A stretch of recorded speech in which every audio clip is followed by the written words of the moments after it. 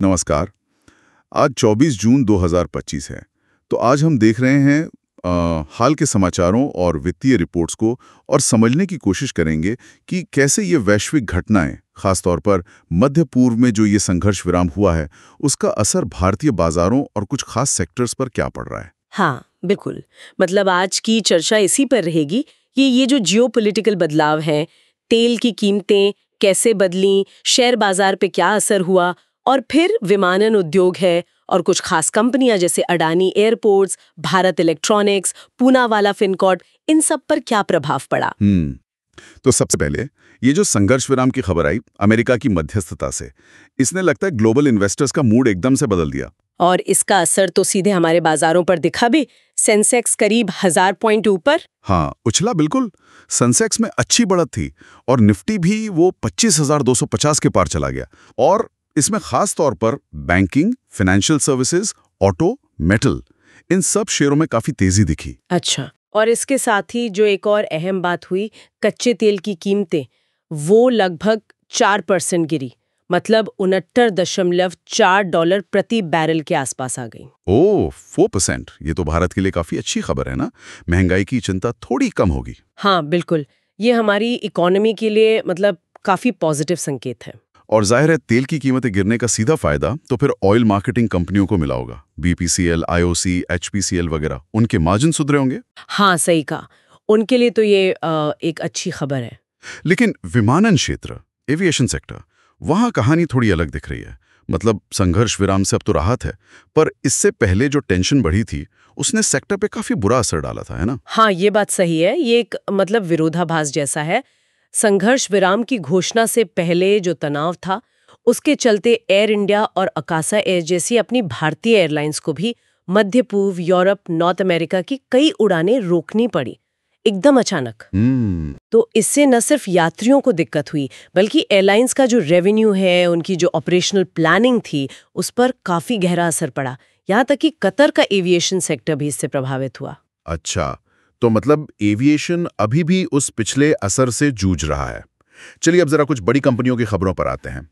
अडानी समूह, वो तो लगातार सुर्खियों में रहता है। हाँ, अडानी समूह की बात करें तो अडानी एयरपोर्ट होल्डिंग्स लिमिटेड मतलब AAHL, उन्होंने मुंबई इंटरनेशनल एयरपोर्ट MIAL उसके विस्तार और आधुनिकीकरण के लिए $1 बिलियन जुटाए हैं सफलतापूर्वक। $1 बिलियन, ये तो काफी बड़ा अमाउंट है। हाँ, और अहम बात यह है कि ये भारत के एयरपोर्ट इंफ्रा सेक्टर में पहला investment grade private bond issue है।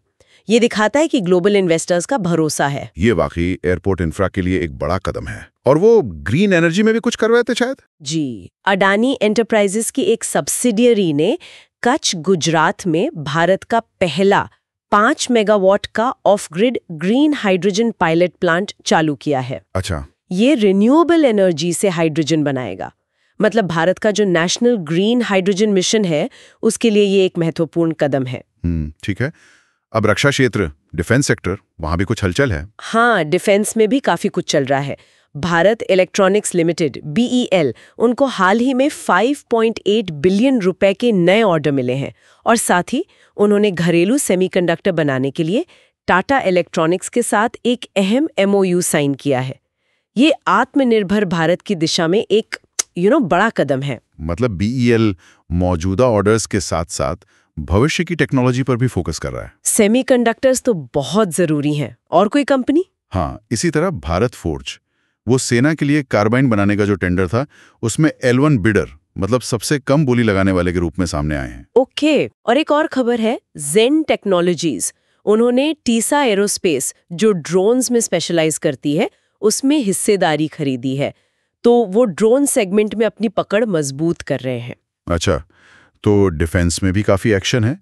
और फाइनेंशियल सेक्टर का क्या हाल है? फाइनेंशियल सेक्टर में देखें तो पूनावाला फिनकॉर्प, उनके बोर्ड ने नॉन कन्वर्टेबल डिबेंचर NCDs के जरिए 160 बिलियन जुटाने की योजना को मंजूरी दी है। 160 बिलियन? हाँ, इससे कंपनी को अपने विस्तार के लिए पूंजी मिलेगी। और इसके अलावा NBCC को भी मेरठ विकास प्राधिकरण से करीब 2.9 बिलियन का एक बड़ा प्रोजेक्ट मैनेजमेंट कंसल्टेंसी का ऑर्डर मिला है। अच्छा, एक और बात जो निकल कर आ रही है वो है भविष्य में कंजम्पशन यानी खपत में बढ़ोतरी की उम्मीद। हाँ, ये भी एक दिलचस्प पहलू है।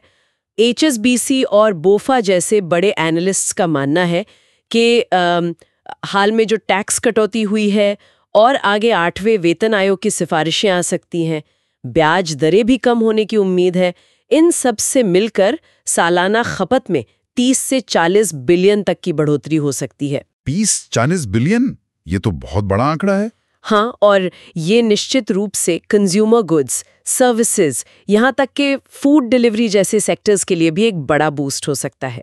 तो कुल मिलाकर अगर देखें तो एक बड़ी जियोपॉलिटिकल घटना, ये संघर्ष विराम, इसने फौरन बाजारों में तो जोश भर दिया, तेल की कीमतें नीचे आ गईं, लेकिन साथ ही एविएशन जैसा सेक्टर वो पहले के तनाव के असर से अभी भी उभर रहा है। ये बिल्कुल साफ दिखाता है कि कैसे ये ग्लोबल घटनाएं और कंपनियों की अपनी स्ट्रैटेजी, ये सब कितनी गहराई से जुड़े हुए हैं। चाहे वो अडानी का इंफ्रास्ट्रक्चर और ग्रीन एनर्जी में विस्तार हो, BL की डिफेंस डील्स हों, या ये नई सेमीकंडक्टर पहल हो, पूना वाला का फंड जुटाना हो, या फिर OMCs को मिला फायदा, सब इंटरकनेक्टेड हैं। हाँ बिल्कुल।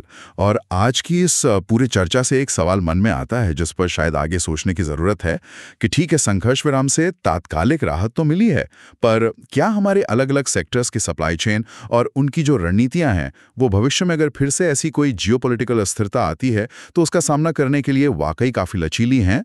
इस पर शायद गौर करना जरूरी होगा।